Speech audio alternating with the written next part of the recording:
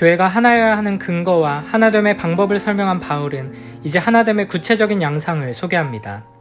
오늘 본문의 핵심은 하나님의 새로운 인류의 일원으로 부름받은 성도들은 성령의 하나됨을 지키기 위해 모든 노력을 다해야 하며 그리스도께서 주신 일꾼들을 통해 훈련을 받고 자기 역할을 바르게 감당하여 그리스도의 몸을 세워야 한다는 것입니다. 7절 말씀입니다. 우리 각 사람에게 그리스도의 선물의 분량대로 은혜를 주셨나니 아멘. 주님께서는 우리 각 사람에게 그리스도의 선물의 분량대로 은혜를 주셨습니다. 여기서 말하는 은혜는 교회의 성장과 관련하여 주어지는 은사를 의미합니다. 이 은혜는 교회를 온전히 하나 되게 하는 일과 관련된 것입니다. 이 은혜는 각 사람에게 주어졌기 때문에 주를 섬김과 교회의 기능에 기여하지 못하는 무능하고 무익한 사람은 아무도 없습니다.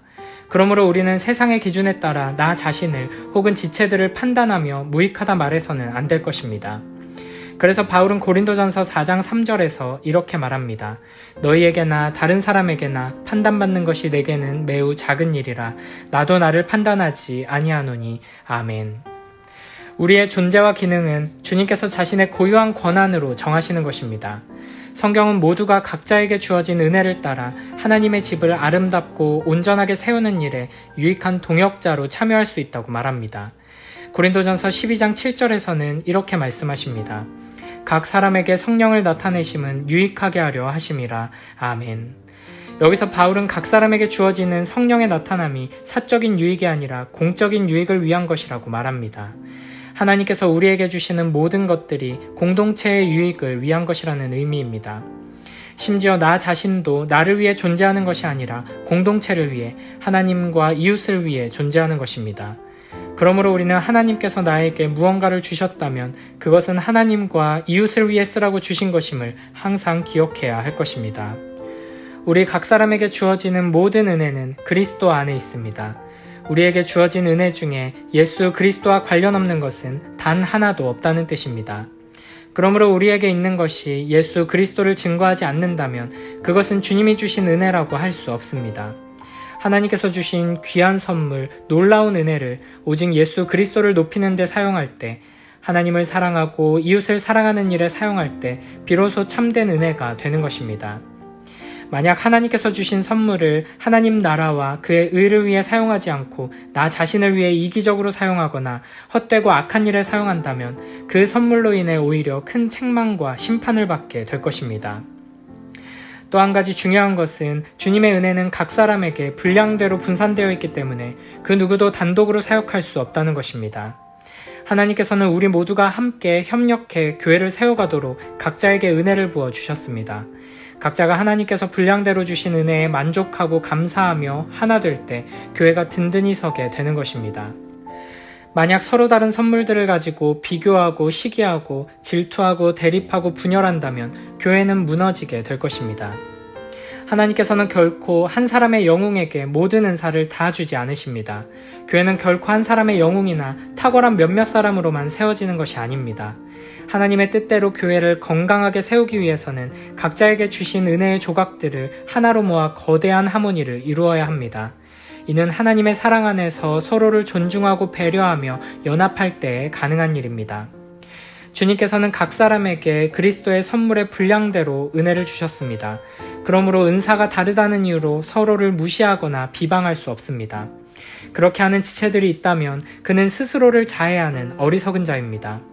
몸이기 때문에 한 지체가 고통을 받으면 모든 지체가 고통을 받고 한 지체가 영광을 받으면 모든 지체가 즐거움을 누리는 것은 당연합니다. 다양한 은사들을 가진 다양한 지체들이 모인 교회는 그 자체로 복입니다. 교회는 연령대, 성별, 재능, 성격, 직업, 습관, 문화가 각각 다양한 사람들로 구성되어 있습니다. 이런 다양한 사람들에게 주님께서는 각자에게 고유한 은사들을 부어주십니다. 그러므로 교회 공동체 안에서는 나에게 없는 은사들을 내 것으로 만들기 위해 힘쓸 필요가 없습니다. 그저 다른 지체와 한 몸을 이루면서 다른 지체들의 은사가 내 것이 되는 신비를 경험하기만 하면 됩니다. 그러므로 히브리서 10장 25절 말씀처럼 모이기를 패하는 어떤 사람들의 습관과 같이 하지 말고 오직 권하여 그날이 가까움을 볼수록 더욱 모이기를 힘써야 할 것입니다. 모이기를 힘쓰는 자들은 자신의 은혜를 무리 중에 있는 모든 타인과 공유하고 모든 타인의 은혜를 자신의 것으로 누리며 신앙과 인격과 삶에 있어서 장성한 분량에 이르게 될 것입니다. 이어서 8절 말씀입니다. 그러므로 이르기를 그가 위로 올라가실 때 사로잡혔던 자들을 사로잡으시고 사람들에게 선물을 주셨다 하였도다. 아멘. 8절에서는 시편 68편 18절 말씀을 인용하고 있습니다. 주께서 높은 곳으로 오르시며 사로잡은 자들을 취하시고 선물들을 사람들에게서 받으시며 반역자들로부터도 받으시니 여호와 하나님이 그들과 함께 계시기 때문이로다. 아멘. 시편 본문은 하나님께서 대적자들에게 승리를 거두시고 자기 백성을 구원하신 뒤에 시온산에 오르시는 것을 말하는데 에베소서에서는 이 구절을 인용하면서 예수 그리스도의 승리와 승천을 나타내고 있습니다. 또한 시편에서는 선물들을 사람들에게서 받으셨다고 하는데 에베소서에서는 사람들에게 선물을 주셨다고 말합니다. 사도 바울은 하나님께서 원수들에게 승리를 거두시고 그들을 포로로 잡으셨음을 노래하는 이 시편이 예수 그리스도께서 부활과 승천을 통해 성취되었음을 보여주고 있는 것입니다. 우리가 그리스도 안에서 누리는 이 승리의 영광은 하나님께서 이스라엘 백성들에게 주셨던 출애굽과 가나안 정복의 승리, 곧 하나님께서 선물을 받으시는 승리보다도 훨씬 더 크고 영광스러운 승리, 곧 주께서 모두에게 선물을 나누어 주시는 승리임을 보여주고 있습니다. 이어서 9절 10절에서는 시편 본문에 있는 위로 올라가셨다라는 구절을 그리스도의 승천을 가리키는 것으로 해석하고 있습니다. 올라가셨다 하였은즉 땅 아래 낮은 곳으로 내리셨던 것이 아니면 무엇이냐. 내리셨던 그가 곧 모든 하늘 위에 오르신 자니 이는 만물을 충만하게 하려 하심이라. 아멘. 주님께서 하늘 위로 올라가셨다는 말은 땅 아래로 내려온 사실을 전제하고 있습니다. 땅 아래로 내려온 적이 없다면 위로 올라가셨다고 말할 수 없기 때문입니다.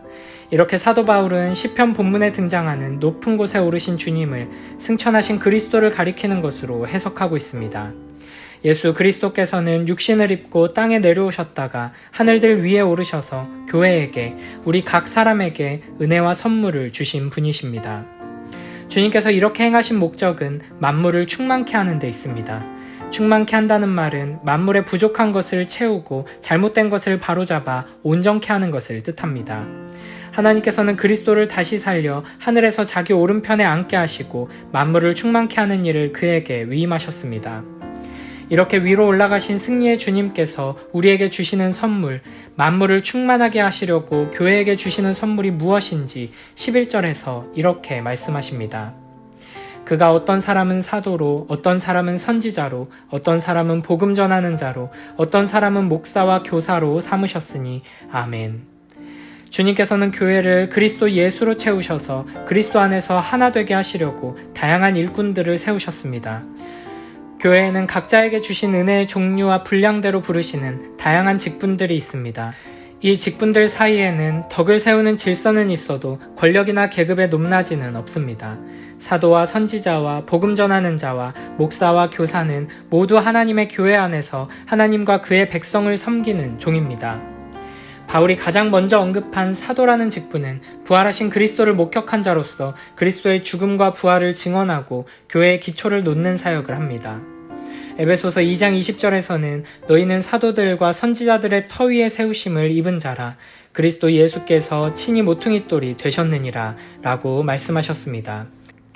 3장 5절에서는 이제 그의 거룩한 사도들과 선지자들에게 성령으로 나타내신 것 같이 다른 세대에서는 사람의 아들들에게 알리지 아니하셨으니 라고 말씀하십니다. 주님께서는 사도들을 통해 교회의 기초를 놓으셨습니다. 사도들의 가르침 위에 교회가 세워지도록 역사하신 것입니다. 그러므로 우리는 사도들이 기록한 성경에 명시된 복음을 전파하지 않고 다른 복음을 증거하는 자는 저주를 받는다고 경고하신 말씀을 기억해야 합니다. 또한 사도 직분은 교회의 기초가 놓이는 동안 한시적으로 허락하신 직분임을 알아야 합니다. 주님께서 친히 부르시고 교회의 기초를 세우도록 보내신 사도들 외에는 다른 사도는 없습니다. 이 시대에 스스로 자신을 사도라 지칭하며 하나님께 직통 계시를 받는다고 주장하는 자들이 있지만 사도의 직분은 교회의 기초가 세워지는 동안에만 주어진 것이고 하나님의 계시는 성경을 통해 완성되었음을 기억해야 합니다. 주님께서 어떤 이에게는 선지자의 직분을 주십니다. 선지자는 하나님께 직접 받은 메시지를 전하는 특별한 은사를 소유한 신약의 선지자를 가리킵니다. 이들의 주된 직무는 하나님의 계시를 전달하여 하나님의 백성을 권면하고 격려하는 것입니다. 교회의 기초가 다져지고 성경이 완성되기까지 하나님께서 세우신 선지자들의 역할은 매우 중요했습니다. 특히 깊은 낙심으로 이끌 수 있는 강렬한 반대가 있는 곳에서는 더 그랬습니다. 그러나 사도 직분과 마찬가지로 교회의 기초가 다져지는 시기 동안에만 한시적으로 주어진 직분이라 할 수 있습니다.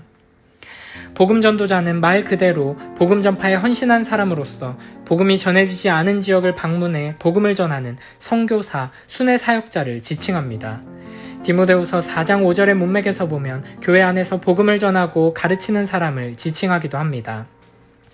목사로 번역된 단어는 직역하면 양을 치는 목자를 가리키는 말입니다. 구약 성경에서 목자라는 말은 때때로 하나님을 가리키며 때로는 이스라엘의 지도자들이나 선지자들을 가리킵니다. 신약 성경에서는 예수님께서 자신을 가리켜 양들을 위해 목숨을 버리는 선한 목자라고 말씀하셨습니다. 사도 베드로는 부활하신 그리스도께로부터 하나님의 양무리를 치는 목자의 사명을 받았으며 그 자신도 교회의 지도자들을 목자들로 간주했습니다. 사도 바울도 에베소 교회의 장로들을 하나님께서 자기 피로 사신 교회를 치게 하신 목자들로 보았습니다. 오늘 본문에서도 목자는 하나님의 양무리를 먹이고 돌보며 인도하는 일을 하는 교회의 지도자들을 가리킵니다. 목사라는 단어의 한자 구성을 보면 칠목과 스승사로 이루어져 있습니다. 하나님의 양무리를 먹이고 돌보는 목자의 역할과 그들을 가르치는 교사의 역할을 함께 수행하는 직분이 곧 목사라는 것입니다. 바울 당시에도 목자의 역할을 수행하는 교회의 지도자들이 성도들을 돌보는 일뿐 아니라 그들에게 말씀을 가르치는 일도 했습니다. 이어서 등장하는 교사는 구약 성경과 함께 복음과 사도들의 교훈을 성도들에게 가르치던 사람을 가리키는 말입니다. 초대교회에서 교사들은 그리스도인들이 따라야 할 가치와 규범들을 제시하고 복음에 합당한 삶의 방식을 규정하는 역할을 감당했습니다. 그렇기 때문에 교사들은 특별한 지혜와 지식의 은사가 필요했습니다. 신약 성경에서 말하는 교사의 기능은 오늘날 목사가 담당하는 중요한 기능이라고 할 수 있습니다. 또한 오늘날 신학교에서 가르치는 신학자들 또한 여기서 말하는 교사의 범주에 포함된다고 할 수 있습니다. 사도인 바울도 교사의 직무를 수행했으며 복음을 위해 선포자와 사도와 교사로 세우심을 입은 사람이라고 자신을 소개하기도 했습니다. 또한 그는 가르치는 일을 교회의 지도자가 해야 할 중요한 사역으로 언급하였으며 주의 종은 가르치기를 잘해야 한다고 말했습니다. 그러므로 교회의 지도자들은 하나님의 말씀을 잘 가르치는 교사가 되어야 합니다. 하나님의 양무리를 치는 일에서 하나님의 말씀을 먹이는 것이 가장 중요하기 때문입니다. 이렇게 주님께서 교회에 다양한 직분을 주신 목적은 그리스도의 몸인 교회를 세우기 위함입니다. 몸에 여러 지체가 있듯 각자 성도들은 다양한 직분을 감당하도록 부름받았습니다. 교회에는 복음을 잘 전하여 많은 사람들을 불러 모으는 것도 필요하고 그들을 잘 가르치는 사람도 필요하고 권명과 경계로 잘 훈련하는 사람도 필요합니다. 중요한 것은 이 모든 직분이 그리스도의 몸인 교회를 온전하게 세우는 하나의 목적을 위해서 주신 것임을 기억하는 것입니다. 이어서 12절 말씀입니다. 이는 성도를 온전하게 하여 봉사의 일을 하게 하며 그리스도의 몸을 세우려 하심이라. 아멘. 직분의 1차적인 목적은 성도를 온전하게 하는 것입니다. 성도의 온전함은 주님의 명령입니다. 마태복음 5장 48절에서는 하늘에 계신 너희 아버지의 온전하심과 같이 너희도 온전하라 라고 말씀하십니다. 이것은 하나님의 성품을 품으라는 것이고 하나님의 형상을 우리 안에 온전히 이루라는 말이며 신적인 형상의 본체이신 그리스도 예수를 따르라는 말입니다. 그러므로 우리는 무엇보다 주님을 닮아가며 온전함을 이루기 위해 힘써야 할 것입니다. 여기서 온전하게 하다는 단어에는 준비시킨다는 뜻이 있습니다. 이 단어는 부러진 뼈를 붙이거나 어긋난 뼈를 원래 상태로 맞출 때 주로 사용되었습니다. 또한 그물을 수리하거나 범죄한 사람을 회복시킨다는 의미로도 사용되었습니다. 하나님께서 우리에게 주신 은사와 교회에 주신 직분들의 목적이 바로 이런 것들입니다. 그물이 물고기를 잡을 수 있는 상태가 되도록 준비시키는 것이고 범죄한 사람이 회복되어 합당하게 살아가도록 준비시키는 것입니다. 하나님께서는 이렇게 우리를 온전하게 하셔서 봉사의 일을 하도록 하십니다. 서로를 섬김에 있어서 부족함이 없도록 준비시키시고 서로를 섬김으로 서로를 세울 수 있도록 하는 것입니다. 그래서 하나님께서 주시는 은사와 직분을 섬김의 은혜라고 부르기도 합니다. 하나님께서 서로를 섬기라고 은사와 직분을 주셨다는 것입니다. 우리를 구원하신 은혜도 놀라운데 우리가 교회로서 주어진 사명을 감당할 수 있도록 부르심에 합당하게 행할 수 있도록 서로를 세워주고 온전함에 이룰 수 있도록 섬김의 은혜를 주신 것입니다. 건강하고 성경적인 교회는 이러한 섬김의 은혜로 충만한 교회입니다. 이어서 18절 말씀입니다. 우리가 다 하나님의 아들을 믿는 것과 아는 일에 하나가 되어 온전한 사람을 이루어 그리스도의 장성한 분량이 충만한 데까지 이르리니 아멘. 우리 모두가 하나님의 아들을 믿는 것과 아는 일에 하나가 되어야 온전한 성도가 될 수 있습니다. 소수만 하나님의 아들을 믿고 안다면 온전한 몸을 이루지 못할 것입니다. 그리고 성도 개개인이 믿기만 하고 지식에 이르지는 못하거나 혹은 알고는 있지만 믿지는 않는다면 교회는 온전해질 수 없습니다. 하나님의 아들에 대한 믿음과 지식이 하나가 될 때 비로소 교회의 몸이 온전해질 수 있습니다. 만약 우리가 하나님의 아들에 대해 의심하거나 무지하면 나 하나만 온전하지 못한 사람이 되는 것이 아니라 우리 모두가 온전하지 못하게 되는 것입니다. 온 교회의 모든 지체들이 하나님의 아들에 대한 믿음과 지식의 하나됨에 이르러 온전한 사람을 이루었을 때 우리는 그리스도 예수의 장성한 분량에까지 이를 수 있습니다. 만물을 충만하게 하시는 주님의 충만으로 정의되는 교회는 주님의 장성한 분량으로 채워져야 교회다운 교회가 될 것입니다. 마지막 14절 말씀입니다. 이는 우리가 이제부터 어린아이가 되지 아니하여 사람의 속임수와 간사한 유혹에 빠져 온갖 교훈의 풍조에 밀려 요동하지 않게 하려 함이라. 아멘. 모든 하나님의 사람들이 처음에는 다 어린아이의 신앙으로 시작합니다. 그러나 장성하면 단단한 음식을 먹게 됩니다. 고린도전서 13장 11절에서는 이렇게 말합니다. 내가 어렸을 때에는 말하는 것이 어린아이와 같고 깨닫는 것이 어린아이와 같고 생각하는 것이 어린아이와 같다가 장성한 사람이 되어서는 어린아이의 일을 버렸노라. 아멘. 어린아이는 어리기 때문에 아이처럼 생각하고 아이처럼 말하고 아이처럼 행동할 수밖에 없습니다. 그러나 장성한 사람이 되어서는 아이의 이해력과 말투와 행동에서 벗어나야 할 것입니다. 우리도 바울처럼 예수 그리스도의 장성한 분량에 이른다면 어린아이의 일들을 버리고 주님처럼 생각하고 주님처럼 말하고 주님처럼 행동하고 주님처럼 처신하여 범사에 주님만을 드러내게 될 것입니다. 범사에 인간의 오만과 거짓과 불의와 증오와 시기와 분노를 드러내지 않고 주님의 거룩함과 의로움과 자비와 지혜를 드러내는 자가 장성한 자입니다. 그런 교회가 교회다운 교회입니다. 우리가 이 땅에서 주님께서 보이신 모습을 그대로 드러낼 때 교회가 주님의 몸이라는 사실을 온 세상이 인정하게 될 것입니다. 우리가 장성하면 사람의 속임수와 간사한 유혹에 빠져 온갖 교훈의 풍조에 밀려 요동하는 일은 없을 것입니다. 그러나 교회가 주님으로 채워져 있지 않고 장성하지 않으면 성도 개개인과 교회는 사람의 속임수와 강교한 술수와 달콤한 교설에 휩쓸려 요동하게 될 것입니다. 잠언 26장 24절에서는 이렇게 말씀하십니다. 원수는 입술로는 꾸미고 속으로는 속임을 품나니 아멘. 입술로는 정당한 명분과 매끄러운 논리와 부드러운 언어로 꾸미지만 속으로는 들키지 않도록 교묘하게 속인다는 것입니다. 우리가 어린아이의 신앙을 버리고 사람의 속임수와 교묘한 술수와 교설에 휩쓸려 요동하지 않기 위해서는 믿는 것과 아는 일에 하나가 되어서 그리스도 예수의 장성한 분량에까지 이르러야 할 것입니다. 장성한 성도 개개인과 교회는 그리스도 예수의 몸을 이루며 범사에 그리스도 예수만을 드러낼 것입니다.